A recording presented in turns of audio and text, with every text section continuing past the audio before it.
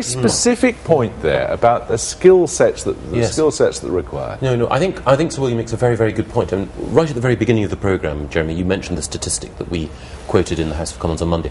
It was about children who are eligible for free school meals, the very poorest.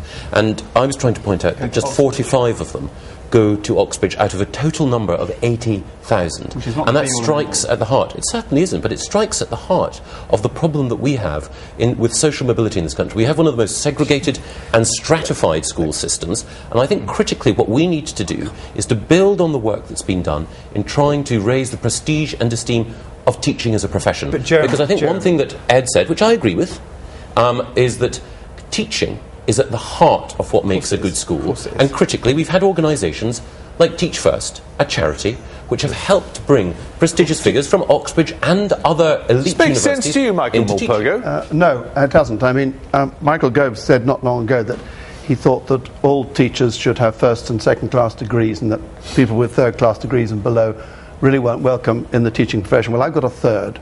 I don't say this with any great pride, but I got a third, and I've been teaching, Michael, for many, many years. I don't think I was that terrible a teacher. I hope I've made a contribution. I'll tell you what's really important and critical, and that is that teachers out there are standing in front of classes, and they need your support.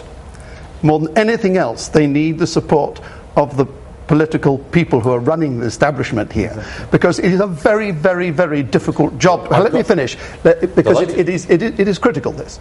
And if someone like yourself, as distinguished yourself, stands up and says that actually someone with a third or a lesser thing somehow isn't fit to be, there are teachers up and down this country who would be enraged by that. I mean, really enraged by it. And then to appoint your own maths advisor who's got a third-class degree as your maths advisor is a nonsense. Could I just bring up another point? The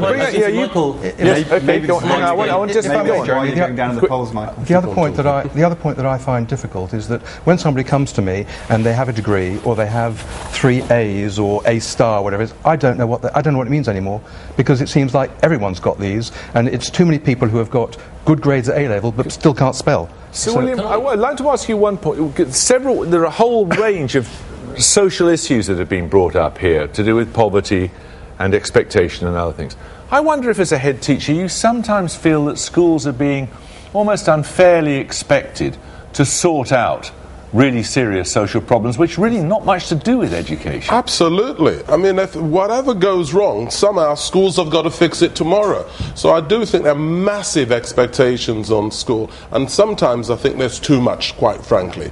And some of it is away from our core responsibility, which is about teaching the young people, motivating young people, getting them to develop a passion for learning, a passion for self-improvement. Because if kids are really engaged in their learning, if they care about it, they're successful, then they will do well in exams, and then that would help the country to flourish economically. You can't have one without the other. So I really think that's very important. And that passion